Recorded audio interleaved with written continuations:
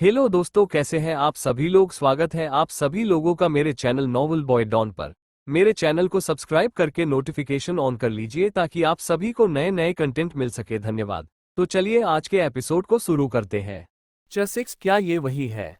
अब आगे बड़ी सी राज्यसभा, जहां सभी बेहद गंभीर होकर बैठे ऊंचे से सिंहासन की तरफ देख रहे थे। पूरी सभा में फैला हुआ सन्नाटा ये साफ बता रहा था कि मुद्दा बहुत गंभीर है। ऊंचे से सिंहासन पर बैठे राजा वीरेंद्र, जिनके चेहरे पर तेज तो था, किंतु आंखों में वो कठोरता और उनके थोड़े बहुत सफेद हो चुके बाल उनकी उम्र का तकाजा लगा रहे थे। सभा में बैठे एक मंत्री ने खड़े होते हुए कहा, महाराज, कल रात्रि फिर से एक मंत्री की गर्दन उसके महल के बाहर लटका हुआ मिला। ये सुनते ही राजा वीरेंद्र ने क्रोध से अपनी आंखें बंद कर ली। उन्होंने गंभीर स्वर में कहा, क्या इस नगर में ऐसा कोई नहीं जो उस नकाबपोश को पकड़ सके। पिछले 1 वर्षों से यहाँ हर महीने किसी न किसी मंत्री और सेठ की मृत्यु जरूर होती है। हम सेना और सेनापतियों के इस असफलता का क्या कारण समझे। क्या हमारे राज्य में ऐसा कोई नहीं जो उस खूनी को पकड़ सके। उसकी वजह से पूरे नगर में अशांति फैल चुकी है। लोग खौफ में जीने के लिए मजबूर है। हमारे सभा के लगभग सारे मंत्री मारे जा चुके हैं। क्या सेनापति और सैनिकों में इतना भी साहस नहीं कि उस अकेले विद्रोही को पकड़ सके। अपनी असफलता पर उप सेनापति खड़े होते हुए सिर झुकाकर हाथ आगे जोड़ते हुए बोले, महाराज, इस बार हमारे सैनिकों ने उसे लगभग पकड़ ही लिया था, किंतु वो इतना फुर्तीला और इतना तेज था कि हमारे सैनिकों को मारकर भाग गया। सेनापति के बात सुन राजा खंगे हो गए और गुस्से से बोले, हमें आपकी नाकामयाबी के किस्से नहीं सुनने, हमें उस विद्रोही का सर चाहिए, किसी भी कीमत पर। अब हम अपने राज्य के किसी भी मंत्री को खो नहीं सकते। इस बार हम स्वयं जाएंगे उसे पकड़ने। ये सुनते ही सारे मंत्री सेनापति सब खड़े हो गए। सबने सिर झुकाते हुए एक साथ कहा, महाराज, हम सब आपको खतरे में नहीं डाल सकते, क्योंकि वो अपने मार्ग में आने वाले हर व्यक्ति को बहुत बेरहमी से मार देता है। तभी दूसरे मंत्री ने सर झुकाते हुए आदरपूर्वक कहा, महाराज, हमें आप पर पूर्ण विश्वास है, किंतु हम आपको खतरे में नहीं डाल सकते। इस समय यदि आपको जरा भी चोट पहुंची तो हमारा पूरा राज्य संकट में आ सकता है। पड़ोसी देश के राजा भी ताक लगाए बैठे हैं। उनकी बात सुन राजा पुनः अपने सिंहासन पर बैठ गए। वे सोचते हुए बोले, ठीक है, हम युवराज उत्कर्ष से इस बारे में अवश्य बात करेंगे, क्योंकि इस समय उन्हें अपना वारिस चुनकर राज्य सही हाथों में सौंपना था, जो उनके लिए सबसे ज्यादा आवश्यक था। तभी सभा में एक सैनिक दौड़ते हुए आया। उसने हाथ आगे करके सिर झुकाकर कहा, महाराज, राजकुमारी अरण्या आ रही है। जैसे ही सभी ने ये बात सुनी, सब हैरान रह गए, क्योंकि किसी को भी ये आशा नहीं थी कि इतने वर्षों बाद जो अरण्या इतनी बुरी तरह से यहाँ से निकाली जा चुकी थी, वो वापस आएगी। सब ने हैरानी से राजा की तरफ देखा तो राजा ने अपने चेहरे को गंभीर रखने की कोशिश करते हुए कहा, राजकुमारी अरण्या ने जो किया वो हम सबकी सोच से परे था, किंतु एक पिता होने के नाते हमारा दायित्व है कि अपनी खुशी के अवसर पर उन्हें सम्मिलित करें। और हमें आशा है कि आप सब हमारे निर्णय का सम्मान करेंगे और पिछली बातें भूलकर उन्हें इस समारोह में सम्मिलित होने का अवसर देंगे। सब ने पहले एक दूसरे की तरफ देखा, फिर सहमति से सिर हिलाते हुए राजा की तरफ प्रशंसा भरी नजरों से देखने लगे। राजा ने जब सबकी प्रशंसा भरी नजरें देखी तो उनके चेहरे पर अपने फैसले को सोचकर हल्की सी मुस्कुराहट छा गई। वह खड़े हुए और सभा को निरस्त करते हुए वहां से चले गए। उनके जाने के पश्चात सभी मंत्रीगण एक दूसरे से बातें करने लगे। इतने वर्षों से हमारे राजा हम सबके लिए उदासीन और करुण रहे, हमें भी उनकी एक इच्छा का सम्मान करना चाहिए। दूसरे ने कहा, महाराज, वीरेंद्र को ऐसी पुत्री नहीं मिलनी चाहिए थी। उनकी बाकी की पुत्रियां कितनी सौम्य और शालीन हैं, वे सब दूसरे राज्यों में होकर भी अपने पिता का मान सम्मान बढ़ा रही हैं। अपनी कलंकिन बहन के लिए भी वे सब कितने उदार हैं। सभी मंत्री और उनके सहयोगी एक दूसरे से बातें करते हुए बाहर चले गए।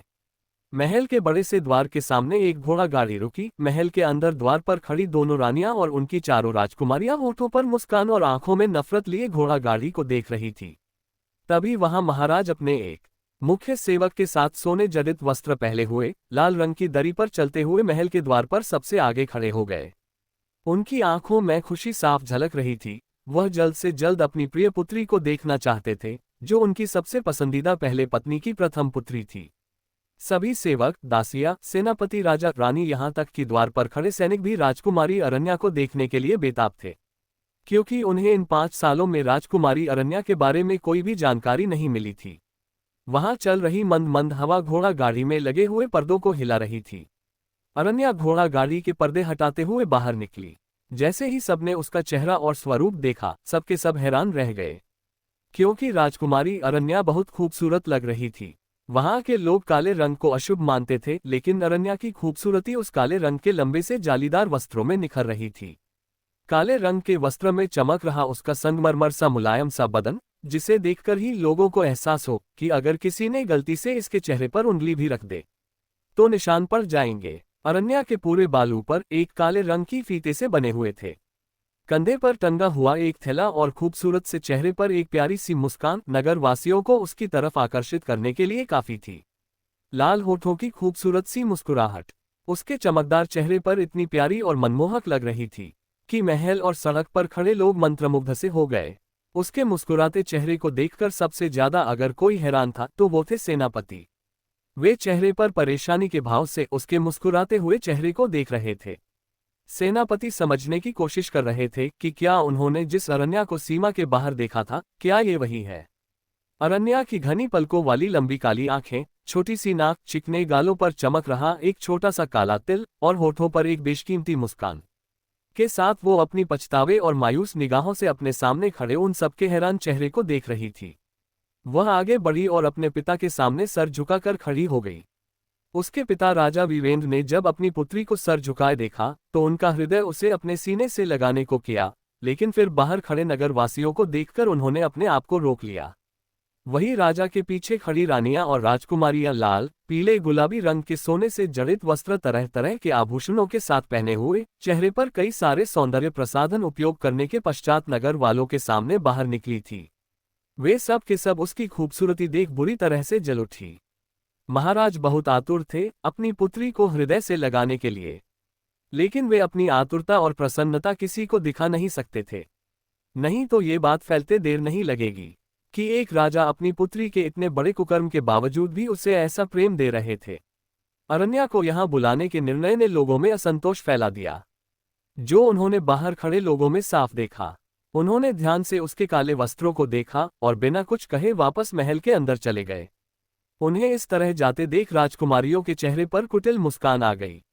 महाराज के जाते ही सबसे बड़ी महारानी उन्हीं के पीछे चली गई और बची हुई एक रानी और चारों राजकुमारियां चेहरे पर मीठी सी मुस्कान लाते हुए अरण्या के पास आई और उसे बहुत ही प्रेम के साथ महल के अंदर तक लेकर आए। अरण्या ने बिना कुछ कहे अपना सर नीचे कर लिया और उन सब के साथ अंदर चली आई।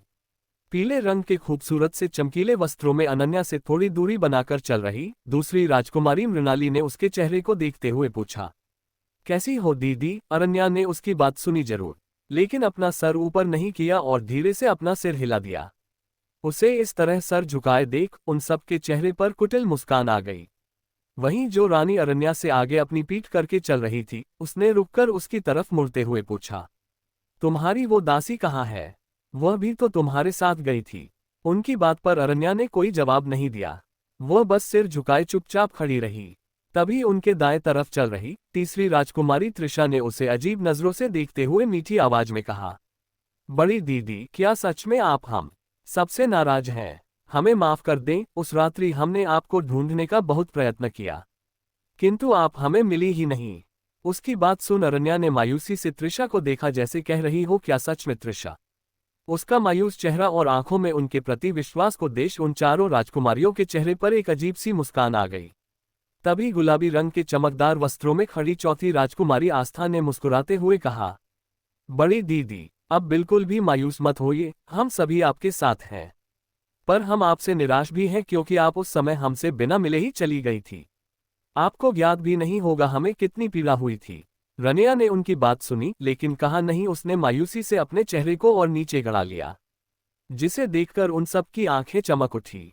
उन सबको देखकर रानी समांथा ने कहा, तुम बिल्कुल भी चिंता मत करो, हम सब तुम्हारे साथ हैं। अगर किसी भी चीज की तुम्हें जरूरत हो तो तुम हमें बेहिचक बता सकती हो।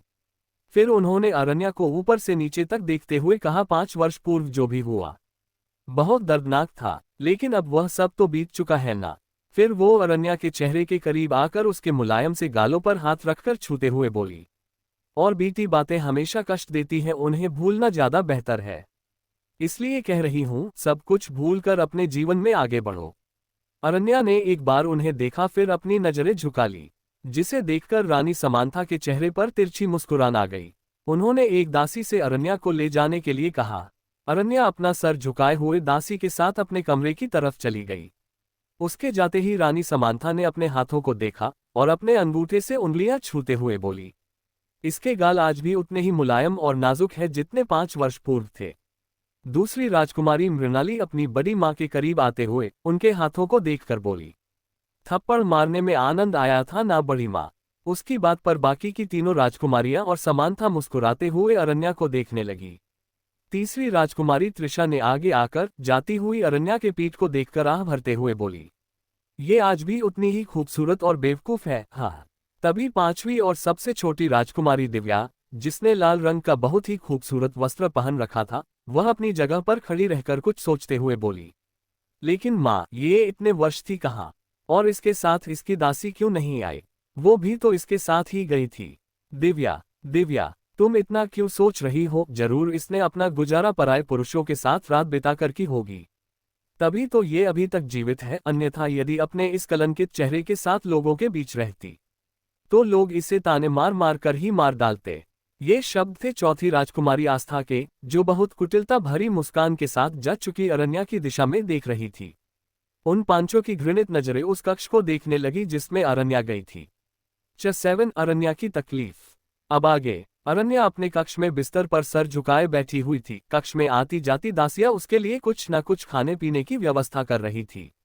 सभी दासियां मेज पर खाने का सामान लगाकर वहां से चली गई। उनके जाने के बाद अरण्या पीछे बिस्तर पर लेट गई और गोलाकार की नक्काशी की गई छत को देखते हुए अपनी आंखें बंद कर ली। तभी उसके कानों में एक डरी हुई आवाज पड़ी, करना क्या चाहती हो तुम इशिका? तुम्हारी ये मुस्कुराहट और झुका हुआ सिर मुझे किसी अनहोनी का संकेत दे रहा है। बिस्तर पर लेटी हुई इशिका ने उसकी आवाज सुनी जरूर, लेकिन अपनी आंखें नहीं खोली। उसने अपने दोनों हाथ सर के पीछे करते हुए एक धीमी सी मुस्कुराहट के साथ बोली, कितना अच्छा लगता है ना उन लोगों के सामने बेवकूफ बने रहने में जिनकी सारी सच्चाई हमें पहले से ही पता हो। पीठ पीछे मुस्कुराते हुए उनके चेहरे, जुबान से निकलती हुई चाशनी सी मीठी बोली और आंखों में आते जाते नकली भाव कहते हुए वो अपने उस गाल को कंधे पर रगड़ने लगी जिसे समांथा ने छुआ था। हवा में खड़ी अरण्या ने जब उसकी मुस्कुराहट और उसकी बातें सुनी तो अपनी आंखें नम होने से ना रोक पाए। उसने रूधी आवाज में कहा, क्या सच में तुम इन सबको? वो अपनी बात को पूरी न कर सकी। उसने भीगी हुई आंखों से इशिका को देखा जो बिस्तर पर आराम से आंखें बंद किए ऐसे लेटी हुई थी जैसे उसे कुछ सुनाई नहीं दे रहा हो। लेकिन परिवार है ये मेरा इशिका, बचपन से लेकर आज तक हर खुशी हर गम बांटे हैं मैंने इनके साथ। इशिका ने घनी पलकें खोली और बिना किसी भाव के उसे देखने लगी। तुम्हें सब कुछ अच्छे से पता है, एक एक इंसान का धोखा, अपनों की छुपी हुई इतनी नफरत, उनकी सारी चालाकी, सारे फरेब, लेकिन फिर भी तुम्हें उनके जान की चिंता है। इशिका ने अपने दांत पीसते हुए एक एक शब्द बहुत नफरत से कहा। अरण्या ने जैसे ही इशिका के मुंह से झूठ और फरेब जैसे शब्द सुने तो उसे अपना बीता हुआ कल याद आ गया। उसकी आंखों से आंसू बहने लगे और वह फूट फूट कर रोने लगी। उसने रोते हुए कहा, तुम मुझे मुक्ति क्यों नहीं दिला देती? सब कुछ जानते हुए भी मैंने वो जहर इसलिए पिया क्योंकि मुझसे नहीं बर्दाश्त हुआ कि जिन लोगों पर अपनी आंखें बंद करके मैं भरोसा करती थी कातिल होंगे वो मेरे और मेरी माँ के। उसे इस तरह रोते बिलखते देख इशिका गुस्से से खड़ी हो गई। उसने मेज पर रखा हुआ जग फेंकते हुए कहा, मुंह बंद करो अपना। सब कुछ जानते हुए भी तुम इन विचेस को बचाने की कोशिश कर रही हो। How disgusting you are, bloody fool. उसकी तेज आवाज और गुस्से भरी बातों की तो अब आदत सी हो चुकी थी। उसने ना जाने कितनी बार कहा होगा कि मुक्ति दे दो, लेकिन इशिका ने एक बार भी उसे मुक्ति देना तो दूर की बात, ठीक से बात भी नहीं की। अरण्या ने सुबकते हुए कहा, मैं उनकी तरह नहीं, सच्चे दिल से इन्हें अपना माना था मैंने कभी ख्वाब में भी इन सब के वो चेहरे नहीं देखे थे जो मैंने उस रात देखा।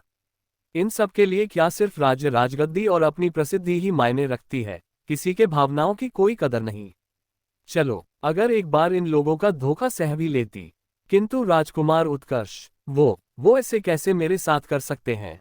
उसने सुबकते हुए कहा, क्या मेरे इतने वर्षों के प्रेम का उनके हृदय में कोई स्थान नहीं था? आंखें बंद करके विश्वास किया था मैंने उन पर, एक इशारे पर अपने प्राण तक देने को तैयार थी, किंतु उन्होंने क्या किया? वे भी इन सब के साथ मिल गए। सब कहते वक्त अरण्या का ध्यान बिल्कुल भी इशिका की तरफ नहीं था। वो आंखें बंद किए बोल रही थी। इशिका का पूरा शरीर कांप रहा था। उसकी काली आंखें पूरी तरह से लाल और बुरी तरह से कसे हुए जबड़े उसके गुस्से को बता रहे थे। वो बार बार अपने कानों को बंद कर रही थी, लेकिन उसके दिमाग में गूंज रही आवाज रुक ही नहीं रही थी। आखिरकार उसने गुस्से से एक गुलदस्ता उठाया और हवा में खड़ी अरण्या की तरफ फेंक दिया। गुलदस्ता अरण्या को भेदता हुआ ऊपर की दीवार पर लगा और पूरा गुलदस्ता चकनाचूर हो गया। आवाज सुन अरण्या ने आंखें खोली और सुबकते हुए हैरानी से गुस्से से कांप रही इशिका को देखने लगी। इशिका ने उंगली दिखाकर दांत पीसते हुए कहा, इंसान एक चलता फिरता धोखा है और तुम अकेली नहीं हो जो इसका शिकार हुई हो। और ये जो तू, कहते हुए वह अचानक ही बिस्तर पर गिर गई। इशिका बेजान सी बिस्तर पर पड़ी हुई थी। अरण्या ने उसे इस तरह देखा तो उसके पास जाने लगी। इससे पहले वो उसके करीब पहुंचती, उसने अंदर आ रही दासियों को देखा तो वो रुक गई। दासी ने जब उसे इस तरह पड़े देखा तो घबराते हुए जल्दी से आकर इशिका को सीधा करने लगी। तभी कमरे में राजा वीरेंद्र और रानी सामांथा तेज कदमों से आए। राजा ने जैसे ही अरण्या को मूर्छित देखा तो उन्होंने अपने कदमों की गति बढ़ा दी और जल्दी से उसके पास आ गए। वे दोनों दासियां अरण्या को बिस्तर पर लिटाकर चादर से ढकते हुए सर झुकाकर पीछे हटते हुए कक्ष से बाहर चली गई। रानी सामांथा ने जब महाराज को अरण्या की चिंता करते हुए देखा तो उनकी आंखों में घृणा के भाव आ गए। वे तुरंत वहां से चली गई।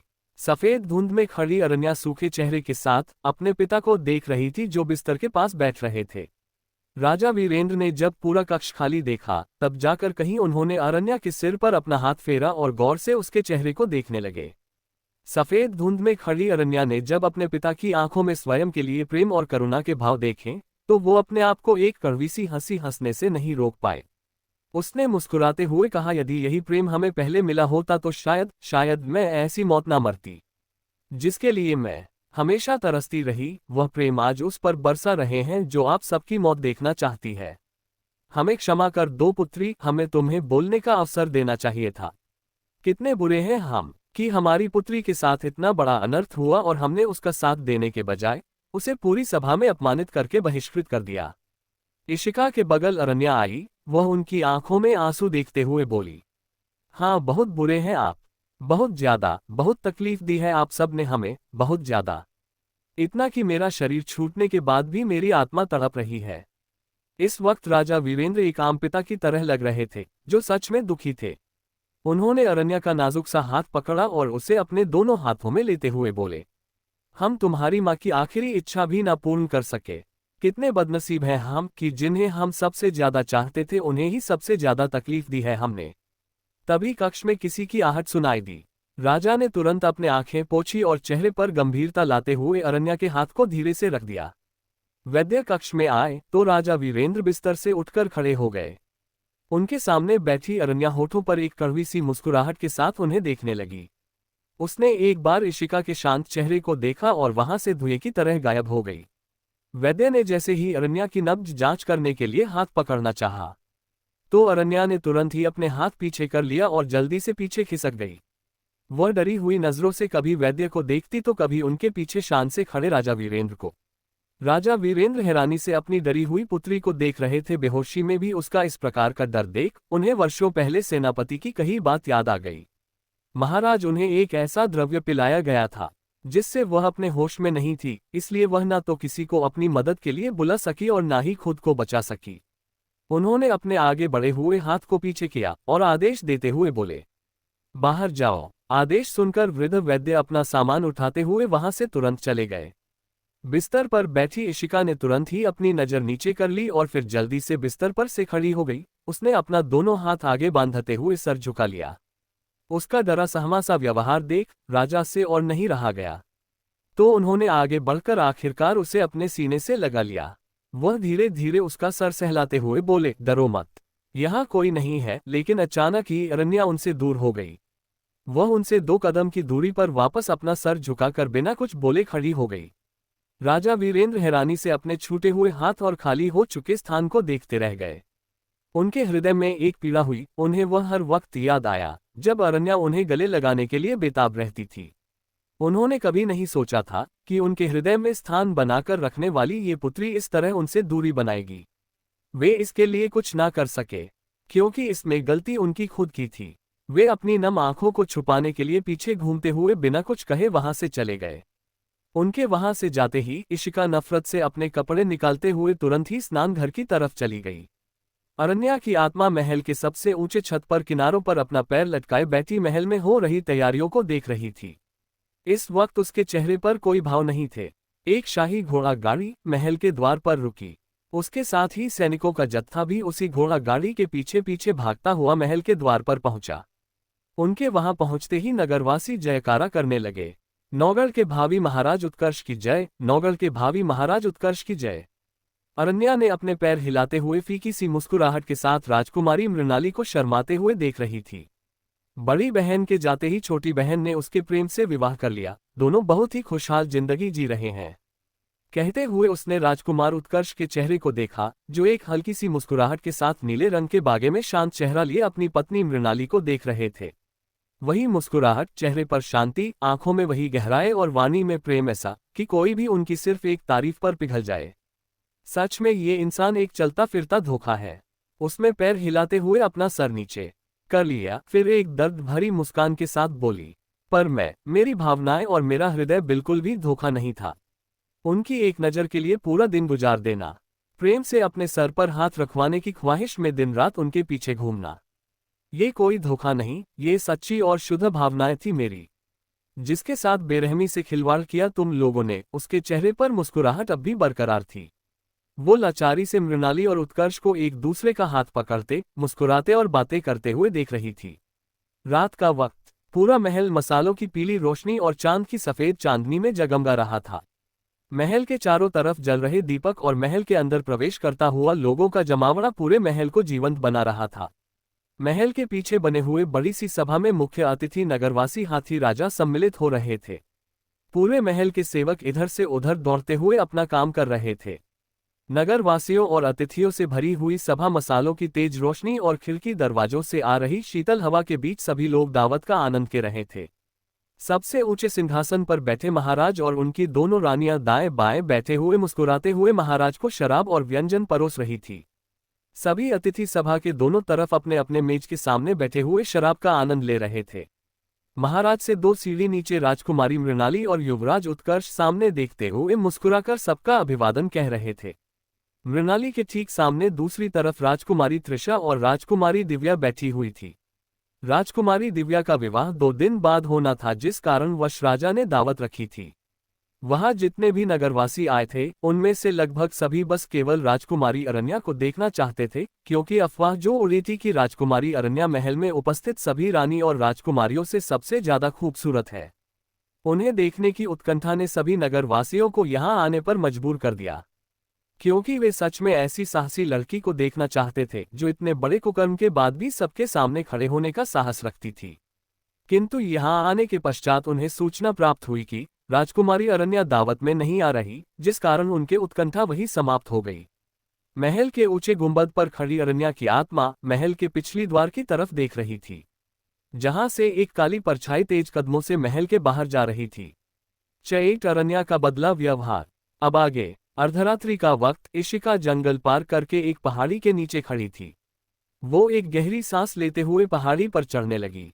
कुछ ही देर में वह पहाड़ी के ऊपर आ गई। उसने जैसे ही अपनी नजरें ऊपर की, उसके होठों पर एक बहुत ही खूबसूरत सी मुस्कान खिल उठी। वो मुस्कुराहट बिल्कुल साफ और दिल से निकली हुई थी, जो उसके काले कपड़ों में चमकते चेहरे पर हद से ज्यादा खूबसूरत लग रही थी। उसके चेहरे का सूना भाव, आंखों का जुनून जैसे कहीं गायब सा हो गया। सुबह का वक्त, आसमान में सूरज अभी तक नहीं निकला था, लेकिन महल में दास दासियों की चहल पहल शुरू हो गई। महल के सभी लोग जाग चुके थे। अरण्या के कल के बर्ताव के पश्चात राजा एक बार फिर उनके समक्ष जाकर उसे मनाना चाहते थे।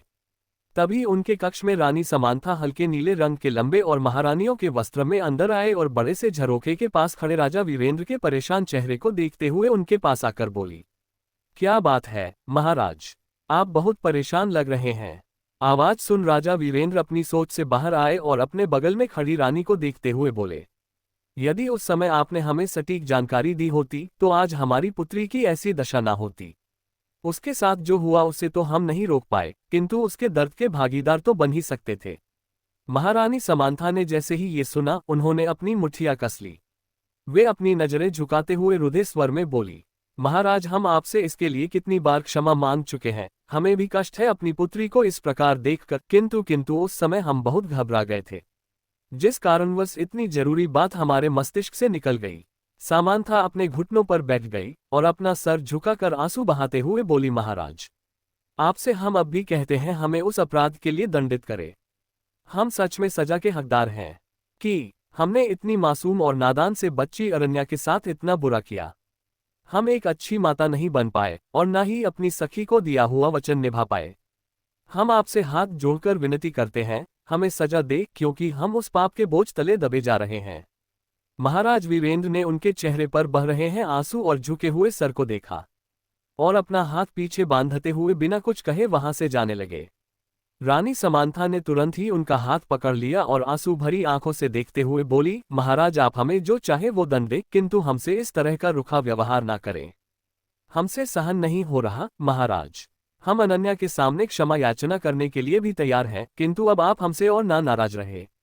महाराज वीरेंद्र ने बिना कुछ कहे अपना हाथ छुड़ा लिया और वहां से जाते हुए बोले, यदि आपको सजा देकर हम अपनी पुत्री के वो 5 वर्ष वापस ला सकते तो हम अवश्य आपको सजा देते, किंतु आपको सजा देकर ना तो हमारी पुत्री पर लगा वह गलत आरोप बदल जाएगा और ना ही हम कभी उसके वह 5 वर्ष वापस ला पाएंगे और ना ही उसकी वो पीड़ा को कम कर पाएंगे जो उसने उस वक्त अकेले सही होगी। महाराज वीरेंद्र वहां से चले गए। रानी सामंथा ने जमीन पर बैठे हुए अपना सर झुका लिया और अपने दोनों हाथों की मुट्ठी कसकर बंद कर ली। जहां वह अब तक रो रही थी, बिलख रही थी, अब उनके उसी चेहरे पर गुस्सा और घृणा साफ नजर आने लगी। उसने दांत पीसकर कहा, इतना सब होने के पश्चात आज भी तुम्हारी पुत्री महाराज के हृदय के सबसे करीब है। नफरत है मुझे तुमसे। राजकुमार उत्कर्ष और राजकुमारी मृणाली अपने कक्ष में हवादार झरोखे के नीचे छोटी सी मेज के आमने सामने बैठे हुए चाय का आनंद ले रहे थे। कुछ देर के बाद मृणाली अपनी मां के पास चली गई। दासी ने मेज और बर्तन हटा दिए। राजकुमार उत्कर्ष खूबसूरत से चेहरे पर शांत भाव के साथ अपना हाथ पीछे बांधे हरे रंग के बागे में खड़े एकटक अपने से दूसरी तरफ बने हुए एक कक्ष की बड़ी सी खिड़की को देख रहे थे। पत्थर की दीवारों से बनी हुई खिड़की के पर्दे अभी तक लगे हुए थे। कुछ सोचते हुए वह पीछे मुड़ गए, लेकिन जैसे उन्हें कुछ आभास हुआ हो, वह पुनः खिड़की की तरफ देखने लगे। उन्होंने जैसे ही पीली रोशनी में बड़ी सी खिड़की के पास खड़ी अनन्या को देखा, उन्हें ऐसा लगा जैसे वक्त थमसा गया। वो बिना पलके झपकाए उसके खुले हुए बाल और सूरज की रोशनी में चमकता हुआ चेहरा देख रहे थे। काले रंग के वस्त्रों में खड़ी अनन्या बहुत ही ताजी और खूबसूरत लग रही थी। पहले तो वह बहुत ही ध्यान से आसमान में निकल रहे सूरज को देख रही थी, लेकिन फिर अचानक उसके चेहरे के भाव बदल गए। उसने डरते हुए अपनी नजरें घुमाए और जैसे ही उसकी नजरें राजकुमार उत्कर्ष पर पड़ी, वो डर से 2 कदम पीछे हट गई और उसने जल्दी से पर्दे लगा दिए। उसकी हरकत पर राजकुमार उत्कर्ष के चेहरे के भाव बदल गए। उनकी आंखों में परेशानी के भाव आ गए। वो जालीदार पर्दे के पीछे खड़ी पतली सी आकृति को गौर से देख रहे थे, जो डर से उनकी तरफ अपनी पीठ कर कांप रही थी। राजकुमार उत्कर्ष तुरंत वहां से चले गए। इशिका ने जब अपनी नजरें ऊपर की तो अनन्या उसके सामने खड़ी थी। अनन्या ने गुस्से से पूछा, यह क्या कर रही थी तुम जानती हो ना उनकी पत्नी है, तो फिर तुम ऐसा व्यवहार कैसे कर सकती हो? उसकी बात पर इशिका ने उसे ठंडी नजरों से देखा और फिर बिना कुछ कहे अपने बाल लपेटते हुए स्नानघर की तरफ चली गई। कुछ समय पश्चात राजकुमार उत्कर्ष अरण्या के कक्ष के बाहर पहुंचे। अचानक ही उनके तेज कदम रुक गए। उन्होंने हैरानी से अरण्या के कक्ष के बाहर खड़े राजा वीरेंद्र को देखा और अपने चेहरे पर शांत भाव लाते हुए उनके पास आकर सर झुकाते हुए बोले, महाराज आप यहाँ। उनकी आवाज सुन राजा वीरेंद्र ने उनकी तरफ देखा और फिर अपना हाथ बांध मुस्कुराते हुए बोले, कुछ नहीं, बस अरण्या से मिलने आए थे। इतने वर्षों बाद वापस आए हैं वो, तो बस कुछ बातें करनी थी उससे। उनकी बात पर उत्कर्ष ने अपना सर सहमति से हिलाया और सर झुकाकर बोले, जी महाराज, हम भी उन्हीं से वार्तालाप के लिए आए थे। Thank you so much. आखिर क्या बात करना चाहते होंगे उत्कर्ष? और ऐसा कौन है जिसे देखकर क्रूर अरण्या दिल से मुस्कराए? चेन्नई डर या खेल। अब आगे। राजा वीरेंद्र और युवराज उत्कर्ष कुछ समय पश्चात अरण्या के कक्ष में आए। नक्काशी किए पत्थरों से बने सुंदर से कक्ष में बड़ी बड़ी खिड़कियों से आती धूप बड़े से कक्ष में गर्माहट और रोशनी कर रही थी। कक्ष में आते ही दोनों की ही नजरें एक जगह पर ठहर सी गई। अरण्या खिड़की के मोटे से किनारों पर गुमसुम सी बैठी अपने घुटनों को गले लगाए खामोशी से बैठी उगते हुए सूरज को गौर से देख रही थी। सूरज की पीली रोशनी में चमक रहा, उसका सफेद खूबसूरत सा शांत चेहरा, घनी पलकों वाली काली आंखों में खामोशी और होठों पर एक बहुत धीमी सी मुस्कुराहट, एक बहुत ही खूबसूरत और गहरी खामोशी में डूबी ऐसे चित्रकारी का रूप दे रहे थे जिसे देख लोगों की आंखों को सुकून मिले। खिड़की के दोनों तरफ लगे हुए नीले रंग के जालीदार पर्दे उगते सूरज की पीली रोशनी और ठंडी हवाओं की धीमी सी गति से बार बार लहरा रहे थे। इस मनमोहक नज़ारे को देखकर एक पल के लिए उन्हें ऐसा लगा जैसे दोनों सब कुछ भूल गए हों। राजा वीरेंद्र को एक अरसे बाद किसी की याद आई जिसके चेहरे पर हमेशा ऐसी हो शांति और मन को मोह लेनी मुस्कुराहट रहती थी। उनका पूरा दिन उसकी एक मुस्कुराहट को देखकर बन जाता था। युवराज उत्कर्ष तो ऐसे खड़े थे जैसे कोई स्वप्न देख रहे हों। वे उसके कोमल होठों की मुस्कुराहट और चमकते चेहरे की मुस्कुराहट देख अपनी पलकें तक झपकाना भूल गए। अरन्या जो आसमान में उग रहे लाल सूरज को गौर से देख रही थी, उसे जैसे ही कक्ष में किसी के होने का एहसास हुआ। उसके होठों की मनसी मुस्कुराहट गायब हो गई। आंखों में छाई वो खामोशी डर में बदल गई। उसने डरते हुए अपनी नजरें अंदर की तरफ की और पर्दों के बीच से कक्ष के अंदर खड़े दोनों लोगों को देखा। उसके चेहरे के भाव बदलते और उसे अपनी तरफ देखते पाकर दोनों ही अपनी अपनी सोच से बाहर आए। लेकिन अगले ही पल उनके चेहरे पर हैरानी और परेशानी के भाव आ गए। अरन्या ने जैसे उन दोनों को देखा, वो जल्दी से खिड़की से उतर गई और पीछे हटते हुए उसने अपना सर झुका लिया। उसका डरा सहमा सा रवैया देख दोनों एक साथ उसकी तरफ बढ़े तो अरन्या ने अपने कदम और भी पीछे कर लिए। उसे इस तरह पीछे जाते देख दोनों वहीं रुक गए। राजा वीरेंद्र उसे देखकर बहुत ही शांत और धीमी आवाज में बोले, डरो मत अरन्या, ये हम हैं, तुम्हारे पिता। और ये राजकुमार उत्कर्ष, पहचाना तुमने इन्हें? उनकी आवाज सुन अरन्या ने अपनी डरी हुई नजरें ऊपर की और मासूमियत से उन्हें देखकर पहचानने की कोशिश करने लगी। कुछ देर तक उन्हें यूं ही देखने के बाद उसने अपना सिर धीरे से हिलाया, लेकिन कुछ बोला नहीं। कल से राजा वीरेंद्र ने अपनी पुत्री को बोलते हुए नहीं सुना। उसका डरा सहमा सा व्यवहार, बात बात पर उसका यूं चौंक जाना, कोई जवाब न देना, महाराज वीरेंद्र को खुद के किए फैसले पर पछताने के लिए और भी ज्यादा मजबूर कर रहे थे। वो जितना अरन्या को देखते, उनके हृदय का पछतावा और शोक बढ़ता ही जाता। राजकुमार उत्कर्ष अब भी हैरान थे अरन्या का इतना डरा सा व्यवहार देखकर, क्योंकि उन्होंने 5 साल पूर्व जिस अरन्या को यहाँ से जाते देखा था, वो अरन्या इस अरन्या से बहुत अलग थी। उसकी लाल आंखों की क्रूरता वो आज तक नहीं भूला पाए। राजा वीरेंद्र उसके सिर हिलाने का अर्थ समझ गए। उन्होंने अपने दोनों हाथ पीछे बांधा और सर नीचे झुकाते हुए बहुत ही धीमी और शांत आवाज में बोले, अरन्या, आप हमारे साथ बगीचे में चलिए। अरन्या ने बिना कुछ कहे अपना सिर हिला दिया और उनके पीछे चलने को तैयार हो गई। युवराज उत्कर्ष अपने शांत चेहरे और आंखों में परेशानी के भाव के साथ गौर से अरन्या के चेहरे को देख रहे थे। राजा वीरेंद्र आगे चलते हुए बोले, युवराज उत्कर्ष, आप भी चले। जी महाराज, कहते हुए उत्कर्ष ने सिर नीचे कर लिया। महाराज वीरेंद्र कक्ष से बाहर चले गए। उनके जाने के पश्चात अरन्या भी उनके पीछे कक्ष के बाहर जाने लगी। लेकिन तभी युवराज उत्कर्ष ने उसकी बाह पकड़ ली और गौर से उसके चेहरे को देखते हुए बोले, अरन्या, आप हमसे क्यों डर रही है? अरन्या जल्दी से अपनी बाह छुड़ाते हुए पीछे पत्थर के दीवार से सटकर खड़ी हो गई।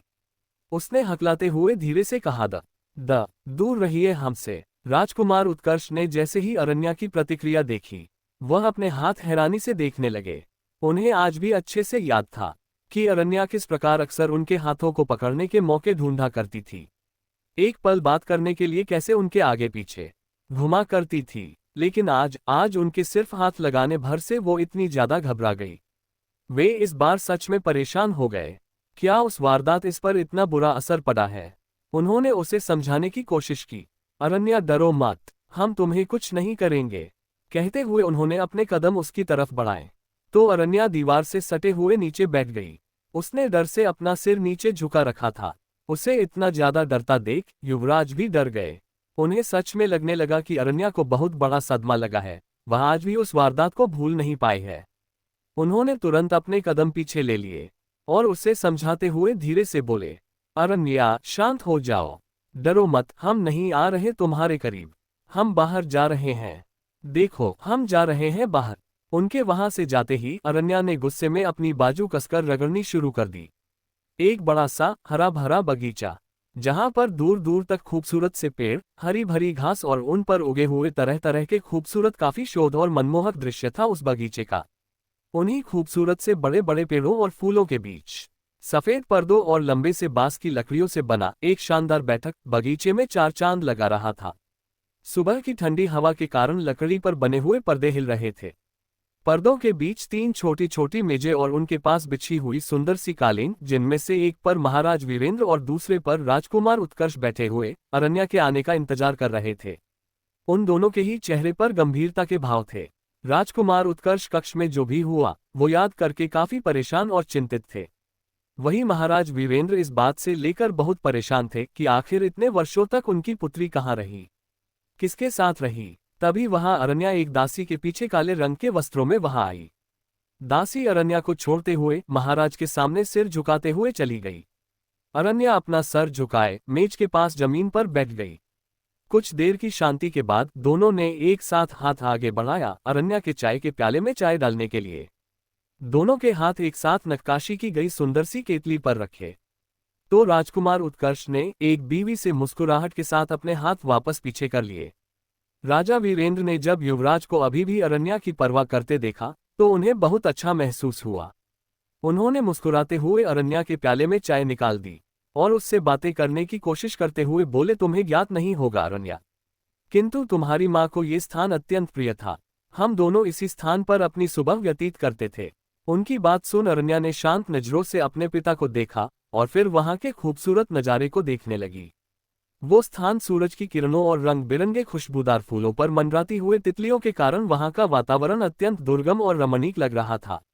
वहां के नजारे को देखते हुए उसकी नजर अपने से 2 मेज की दूरी पर बैठे राजकुमार उत्कर्ष पर पड़ी, तो वो एक क्षण रुककर उनके शांत और आकर्षक चेहरे को देखकर राजा वीरेंद्र की तरफ देखते हुए खामोशी से अपना सर हिलाकर इशारा किया कि वह उनकी बात समझ गई है।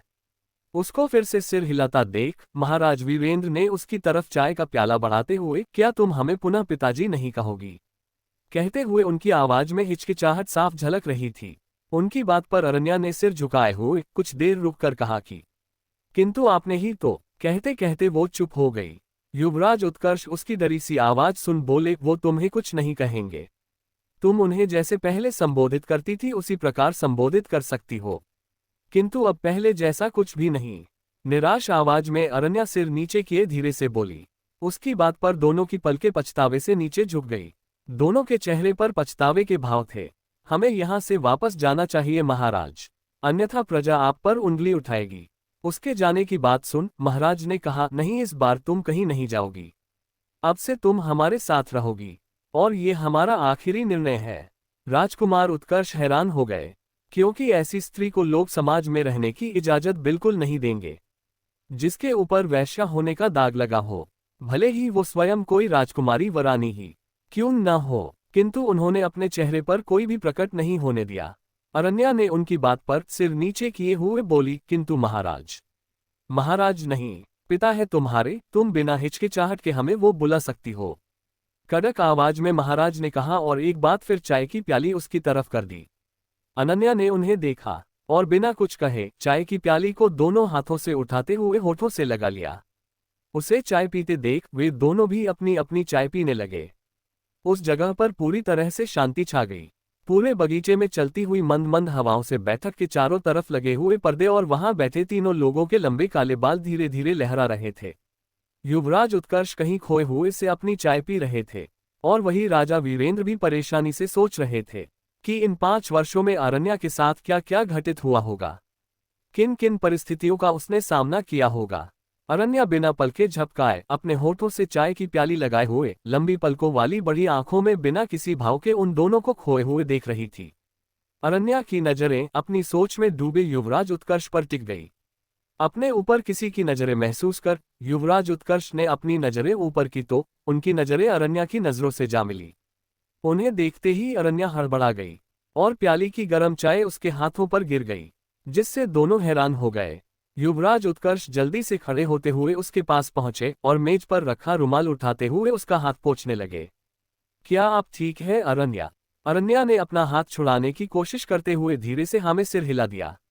उसे हाथ छुड़ाने की कोशिश करता देख राजकुमार उत्कर्ष ने अपना हाथ हटा लिया। वो कुछ कहते उससे पहले ही राजा वीरेंद्र उसके करीब पहुंचे और चिंता से उसके हाथों को देखने लगे। अरण्या, हमें दिखाए, कहाँ जला है? कहते हुए उन्होंने उसके हाथों के काले रंग की लंबी बाजू को हल्का ऊपर किया। लेकिन अगले ही पल वे दोनों हैरान रह गए। तारांकन तारांकन तारांकन जारी है। Thank you so much. तो आखिर क्या देखा होगा दोनों ने? आखिर क्या राज है अरण्या की इस खामोशी का राज? चैप्टर 10 ये सब किसने किया? अब आगे। राजा वीरेंद्र और युवराज उत्कर्ष दोनों हैरानी से अरण्या के गोरे हाथों पर बने काले और लाल निशानों को देख रहे थे, जो कटने और जलने के थे। ये निशान अरण्या ने ही खुद को दिया था। उसे पता था कि राजा इस वक्त पछतावे से भरे हैं और अपनी पुत्री को इस तकलीफ में देख वो उसके लिए और भी सहानुभूति दिखाएंगे। राजा वीरेंद्र ने उसके हाथों की बाजुएं और ऊपर की तो वे लोग और भी हैरान हो गए, क्योंकि जितना ही वे उसके हाथों से वस्त्र हटा रहे थे उतने ही निशान उसके हाथों पर दिखाई दे रहे थे। अरण्या ने अपनी बाजुएं छुपाते हुए हाथ पीछे खींच लिया। वो अपनी नजरें चुराते हुए धीमे से कहा, हम ठीक हैं। वे दोनों हैरानी से अरण्या को देखने लगे, क्योंकि 5 वर्ष पूर्व जो अरण्या हल्की सी खरोच पर आंसू बहा देती थी, आज इतनी चोटों के बावजूद कह रही है वह ठीक है। राजा वीरेंद्र ने हैरान होते हुए पूछा, अरण्या ये सब क्या है? ये निशान। कहते हुए उन्होंने उसे देखा। ये सब किसने किया अरण्या? युवराज उत्कर्ष ने भी चिंतित स्वर में पूछा। हाँ अरण्या बताओ, तुम्हें इतनी चोट कैसे लगी? ये सब किसने किया अरण्या? उत्तर दीजिए हमें। उनकी तेज आवाज सुन अरण्या ने अपना सर और नीचे कर लिया और डरते हुए धीरे से बोली, ये सब मेरी ही गलती के कारण हुआ।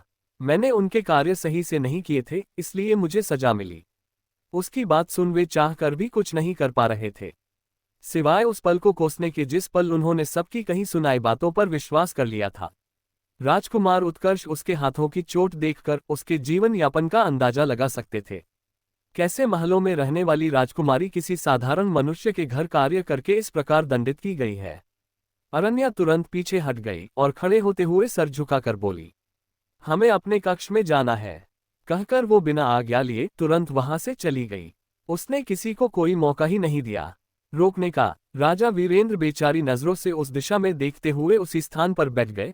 उन्होंने आज से पूर्व इतनी ज्यादा बेचैनी और घबराहट कभी महसूस नहीं की थी। उसके हर एक शब्द उन्हें पिता होने के लिए धिक्कार रहे थे। युवराज उत्कर्ष परेशान से उसे उसी दिशा में देखते रह गए। उनके मुख से भी कोई शब्द नहीं निकले। उन्हें लगा था कि अरण्या के लिए महाराज ने जो भी व्यवस्थाएं कराई थी वह उन व्यवस्थाओं में अपना जीवन सुख से व्यतीत कर रही होगी। उन्हें दूर दूर तक इस बात का आभास नहीं था कि अरण्या की ऐसी दुर्दशा होगी।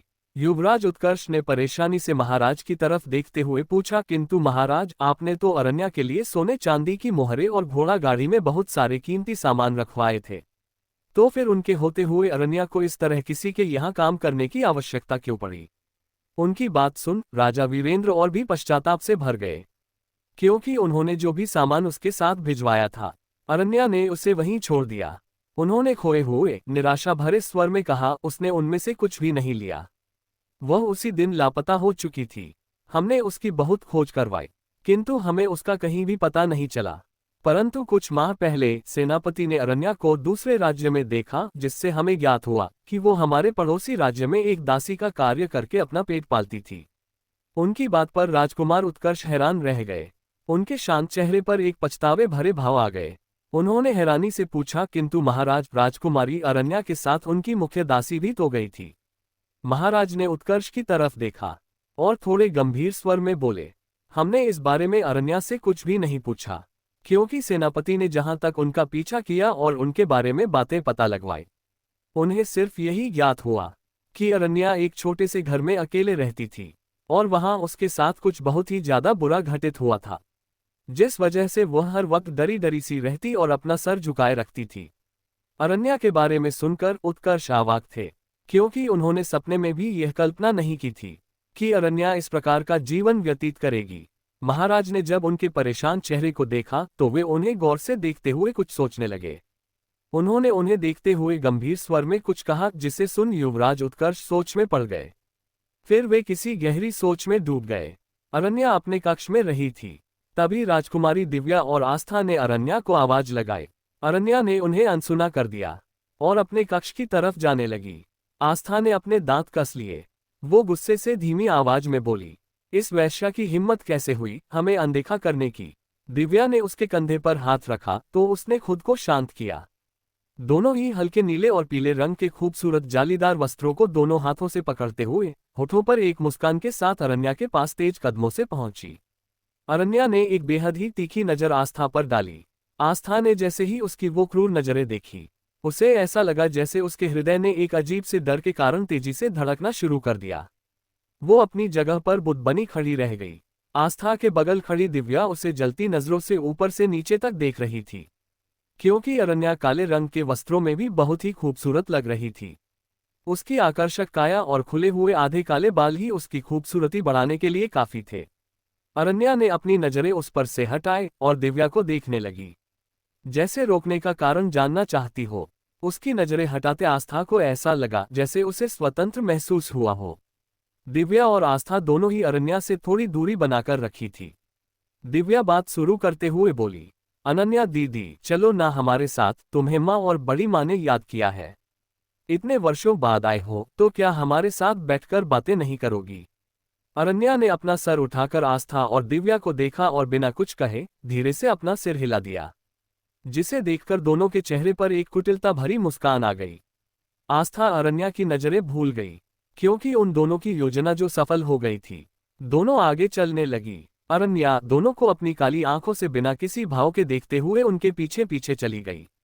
धूप की रोशनी से खिल चुका महल के दूसरी तरफ का बड़ा सा हरा भरा बगीचा और उसके बीचों बीच बना हुआ आलीशान सा बैठक अल्पविराम, जहां पर महल की सारी औरतें एक साथ बैठी हुई किसी विषय पर चर्चा कर रही थी। राजा की दोनों रानियां, दो पुत्रियां और एक सुंदर सा अजनबी जिसकी उम्र लगभग 30 वर्ष के आसपास होगी। उसके शातिर चेहरे पर कुटिलता साफ झलक रही थी। वह भी आनंद के साथ पीछे रखी मोटे और ऊंचे से तकिए पर अपनी कोहनी टिकाए आधा लेटा हुआ आराम से चारों स्त्रियों की बातें सुन रहा था। मृणाली ने गुस्से से तमतमाते हुए कहा, माँ देखा ना आप लोगों ने कैसे वो वैश्या अरण्या हमारे पति पर डोरे डाल रही थी, बेचारी बनकर। मैंने महाराज उत्कर्ष की आंखों में अरण्या के प्रति भाव देखे थे, कहीं वे फिर से अरण्या से विवाह के लिए तैयार तो नहीं हो जाएंगे। हमने कितनी मुश्किल से उनके हृदय में अपना स्थान बनाया है। माँ अगर ऐसा हुआ तो हमारा महारानी बनने का स्वप्न अधूरे ही रह जाएंगे। और ये बेशर्म अरण्या इतना सब कुछ होने के बावजूद भी जीवित है। मर क्यों नहीं जाती ये स्त्री? राजकुमारी मृणाली को देखकर ऐसा लग रहा था जैसे वह गुस्से और ईर्ष्या से बौखला चुकी हैं। शांत रहो मृणाली। सर पर एक हीरे जड़ित छोटा सा ताज और महारानियों वाले हल्के पीले रंग के वस्त्रों में महारानी समांथा बहुत शाही तरीके से मेज के समक्ष बैठी हुई गंभीर आवाज में बोली। उनके चेहरे के भाव गंभीर और शांत जरूर थे, किंतु उनकी आंखों में गुस्सा और घृणा साफ दिख रही थी। महारानी सामांथा के बगल बैठी सुलोचना भी परेशान चेहरे के साथ बोली, दीदी क्या सत्य में अरण्या को हमारी सच्चाई नहीं ज्ञात है? और क्या होगा यदि महाराज को सारा सत्य ज्ञात हो गया? उन्हें दूसरी बात पर चर्चा करते देख मृणाली ने गुस्से से मेज पर हाथ मारते हुए कहा, माँ मैं कुछ कह रही हूँ आपसे। कहीं ऐसा तो नहीं कि पिताश्री एक बार फिर उसका विवाही युवराज उत्कर्ष से तय कर दें? माँ आप देख लेना, यदि इस बार ऐसा हुआ तो मैं उस अरण्या को जान से मार दूंगी। मैंने नौगढ़ की महारानी बनने के लिए बहुत कुछ किया है और बड़ी ही मुश्किल से हमने युवराज उत्कर्ष को अपनी तरफ किया है, किंतु यदि एक बार उन दोनों का विवाह तय हो गया तो युवराज उत्कर्ष मुझ पर बिल्कुल भी ध्यान नहीं देंगे। उसके इस तरह कर व्यवहार पर भी सब शांत थे, क्योंकि उन्हें मृणाली का पागलपन बहुत अच्छे से पता था। उनके बगल में बैठी त्रिशा ने आराम से कहा, पर आपको ऐसा क्यों लगता है कि वो आपका स्थान ले सकती है, जबकि उसका जीवन तो पहले से ही नरक के समान है? मुझे तो ये बिल्कुल नहीं लगता कि युवराज उत्कर्ष, जो इतने बड़े साम्राज्य के होने वाले महाराज हैं, वह इतनी बड़ी गलती करेंगे, एक कलंकित स्त्री को अपनी पत्नी बनाकर। महारानी समांथा ने प्रशंसा भरी नजरों से अपनी पुत्री त्रिशा को देखा और फिर मृणाली को देखते हुए गंभीर स्वर में बोली, तुम बेवजह की चिंता कर रही हो, ऐसा कुछ नहीं होने वाला। मृणाली और भी कुछ कहना चाहती थी, लेकिन तभी वहां दिव्या और आस्था अरण्या के साथ आ गई, इसलिए वह चुप हो गई। उसने गुस्से से घूरकर अरण्या को देखा और घृणा से अपनी नजरें फेर ली। दिव्या और आस्था अरण्या को उठाते हुए खुद उसके अगल बगल बैठ गई। अरण्या ने बस एक दफा वहां मौजूद सभी स्त्रियों को देखा और फिर अपनी नजरें उनके बीच में बैठे शख्स पर टिका ली। उसे देख अरण्या के होंठ बुरी तरह से कस गए। अरण्या की आत्मा इशिका के पीछे खड़ी हुई डर और घबराहट से अपने सामने बैठे शख्स को देख रही थी। उसने डरते हुए कहा, इशिका इस व्यक्ति से सावधान रहना, ये बहुत बुरा है। ये वही है जिससे बचकर मैं उस काले जंगल की तरफ भागी थी। इसने एक नहीं कई बार हमारे साथ गलत करने का प्रयत्न किया। मुझे इसके प्राण चाहिए, उसने रोते हुए कहा। मुझे इससे अपने हर आंसुओं का हिसाब चाहिए जो हमने इसकी वजह से इस महल में रहकर बहाए है। सभी अरण्या से तरह तरह की बातें कर रहे थे, उसके अतीत के बारे में जानने का प्रयत्न कर रहे थे, लेकिन अरण्या उनकी बातों का जवाब सिर्फ सिर हिला कर दे रही थी। वही उसके सामने लगभग 3 मेज की दूरी पर बैठा शख्स जो महारानी समांथा और रानी सुलोचना का छोटा भाई अद्वैत था। अद्वैत चेहरे पर एक कुटिल मुस्कान के साथ आंखों में हवस के भाव से अरण्या के शरीर को गौर से देख रहा था। तभी उसे ऐसा लगा जैसे किसी की ठंडी नजरें उस पर बनी हुई हैं। अनन्या बिना अपनी पलकें झपकाए अद्वैत को देख रही थी। अद्वैत ने जैसे ही उसकी आंखों में देखा, एक पल के लिए उसे ऐसा लगा जैसे वो सांसें लेना भूल गया। अरण्या की आंखें गुस्से से अब लाल हो गई, जो उसे भी नहीं पता चला। उसके शरीर का दबा हुआ सारा गुस्सा उसकी आंखों में धधक रहा था। उसे बुत की तरह बैठे देख अरण्या के होठों के कोने हल्के से मुड़ गए, जिसे सिर्फ और सिर्फ अद्वैत ने ही देखा। उसकी लाल आंखों के क्रूरता और शांत चेहरे पर शैतानों वाली मुस्कुराहट देख अद्वैत खांसने लगा। उसकी आंखों में डर और सांस न ले पाने के कारण बेचैनी साफ दिख रही थी। सभी अद्वैत की तरफ देखने लगे। सुलोचना उसे पानी देने लगी। वो पानी पीते हुए भी उसे ही देख रहा था। उसका इस तरह देख अरण्या उसकी आंखों में देखते हुए अजीब तरह से मुस्कुराई जारी है। तो क्या है उसकी इस मुस्कुराहट का राज? क्या सच में अरण्या ने किसी के लिए दासी का कार्य किया होगा? कमेंट में जरूर बताइए।